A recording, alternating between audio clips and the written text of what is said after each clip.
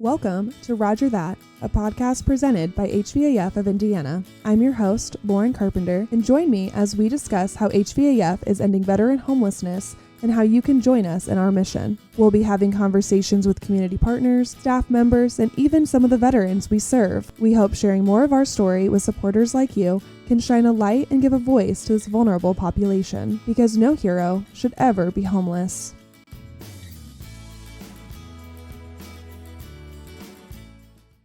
Before we get started with today's episode, here are some stats we'd like to share that show how we served Hoosier Heroes in Central Indiana last month.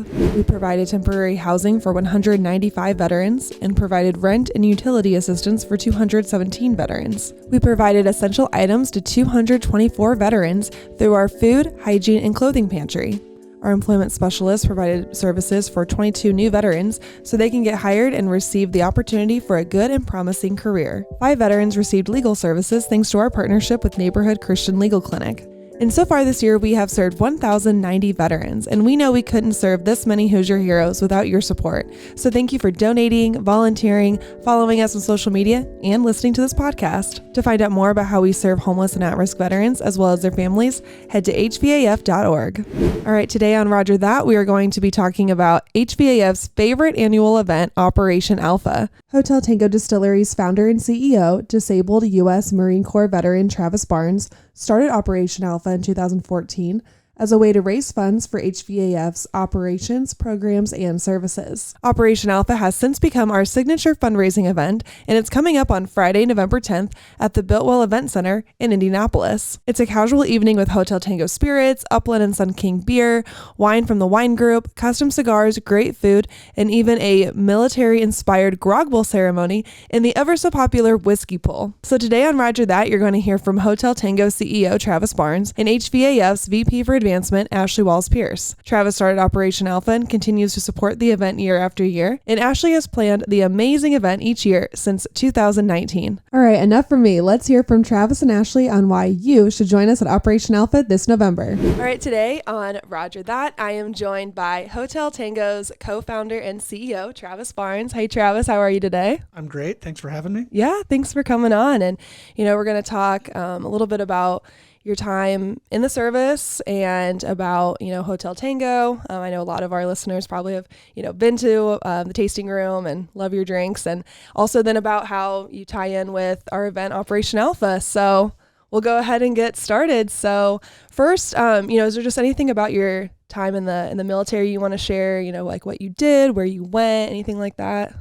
Yeah. So, I graduated high school in 2001 and went to college in that fall. My first semester in 9/11 happened, so I dropped out of college, enlisted in the infantry in the Marine Corps, and then ended up doing 3 tours with 1st Recon. Okay. Yeah. What was that transition like between, this is something I've always asked the veterans that we serve, that we share in our blog and everything. Like, I'm always interested to hear like what your transition was like from military to civilian. Like, first, like how how many years did you serve? So I did 4.5 years in the Marine Corps. Okay, yeah. And then so what was that transition then like from military to civilian life?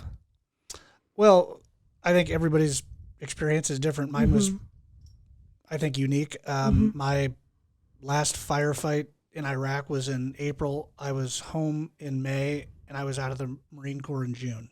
Okay. So and then from there, I moved back to Indiana from Camp Pendleton, and really just started back at life. I think I was very fortunate to move back near my parents to get some semblance of normalcy or kind of back into a routine. Yeah.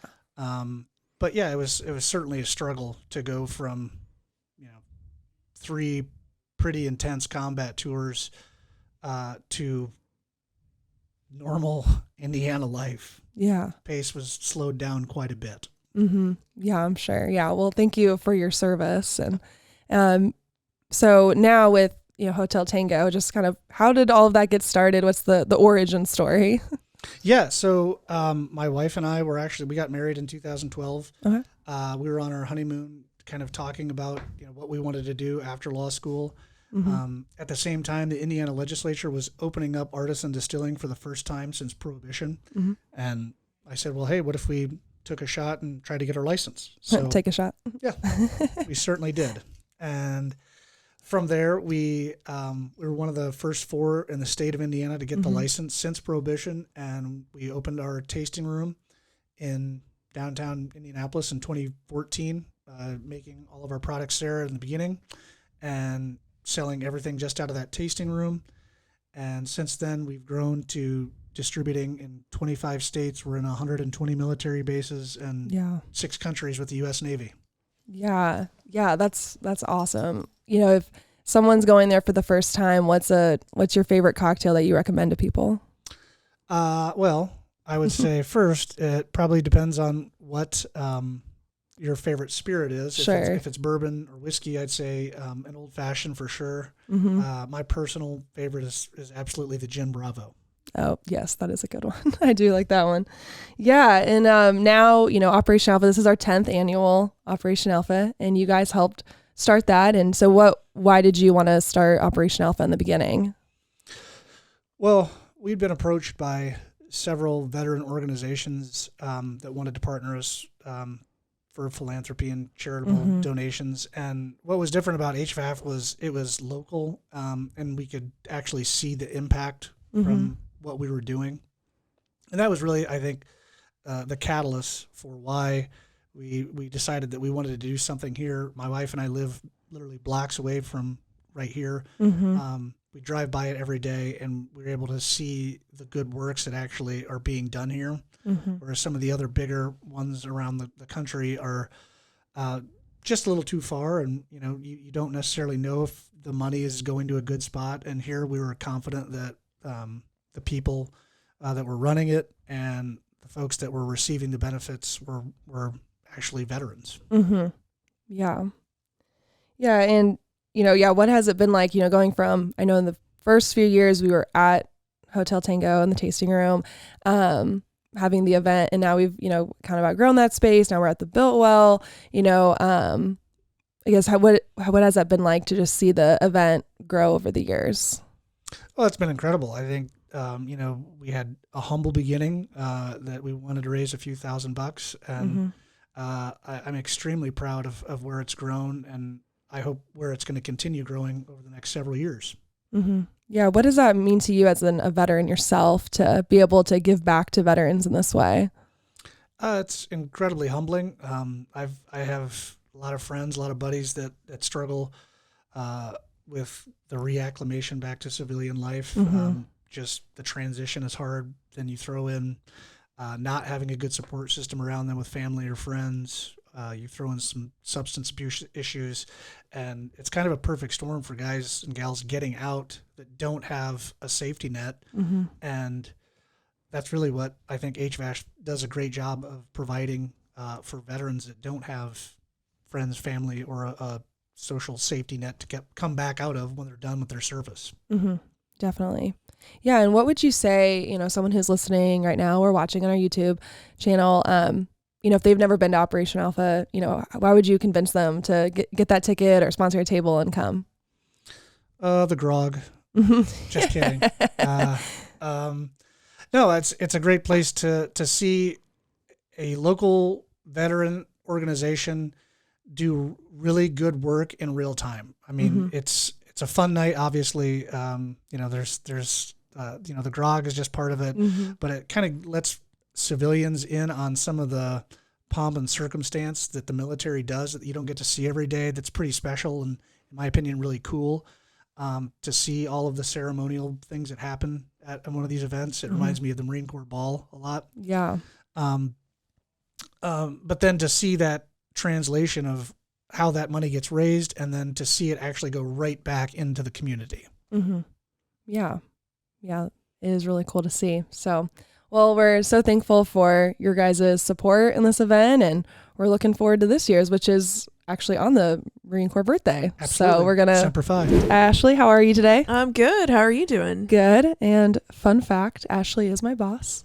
So, yeah. And this is your first time on Roger That. This is a little nervous, a little weird hearing my own voice, but yeah, happy to be a part of it. I'm glad it's been such a success since you kicked it off. Yeah, it's been pretty exciting. So Today we're talking about Operation Alpha. We just talked with Travis Barnes, Hotel Tango's co-founder and CEO, and they helped start Operation Alpha. But I'll be the one to say it that since 2019, Operation Alpha has really been possible because of you. So here we go. Thank you. It's very been true. a team effort, but it had a good core, and with the right. It had a good vision and core to it.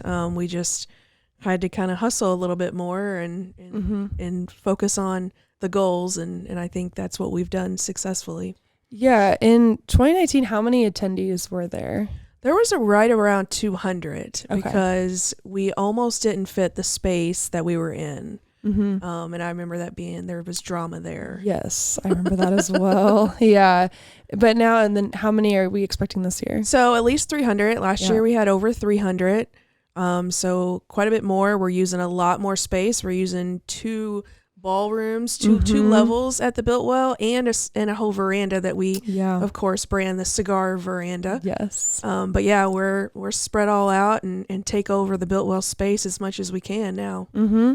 Yeah. And I'm really happy that we're at the Biltwell. It's such a beautiful venue. It's so spacious. I love it. So let's say if, someone who's, got a ticket and they show up at the Biltwell on November 10th, what can they expect? Well, like I always say, since 2019, since I heard about this shindig and knew what it could be and what it would become, we do say it's the biggest, bestest Veterans Day party in the state. Mm-hmm. And so you show up, you need to be ready for a party. Mm-hmm. It's a great night for a great cause is a lot of, what we want people to get in their brain is they're coming out, having a lot of fun. But they're really, at the end of the day, supporting the veterans that we serve. So, some of the activities on the first level, you come in, there's open bar because a Hotel Tango donates all the booze. We get Sun King and Upland beer. We get wine donated. So all the alcohol you could ever want. Hotel Tango usually has some kind of sample drink or cocktail that they're sampling. So that's always fun. Last year's Schmallow was a hit. So hopefully they'll bring that back. But then we have games. So it's not your usual silent auction type event. Mm-hmm. It's an activity kind of based, more of a reception style event. But we have a wine toss game. That's a lot of fun. You get 3 chances with the rings to hook a bottle of wine. We've got the infamous whiskey pool where you're guaranteed a bottle of something, but it could be $10 military grade bottle of whiskey, or it could be a top notch, 200, 300 bottle of bourbon. So, and then we sell our merch. This year we'll have our 30th anniversary merchandise there. And then, of course, we're really blessed with a sponsor that provides custom branded cigars. Mm-hmm. So you can buy cigars and go out and on the cigar veranda and light them up. Yep, light them up. Yep. So at the program part of it, while everyone's at their table, having dinner, having, a few drinks there too, there's a program happening. Bernie. Well, I'm going to interrupt because we pride ourselves on having a very short program because we try to not be the normal, typical, charity event.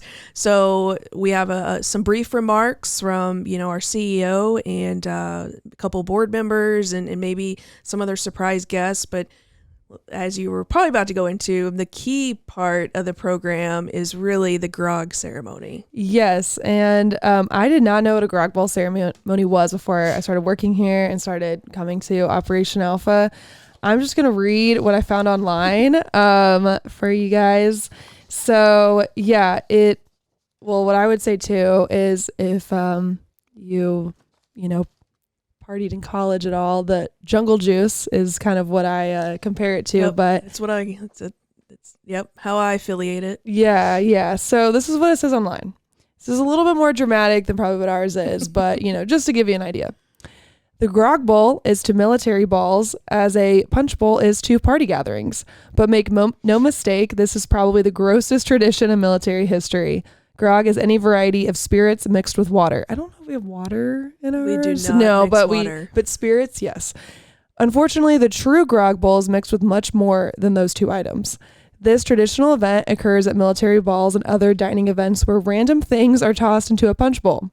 Sometimes an unused toilet is substituted for a punch bowl. That has not happened at ours, thankfully.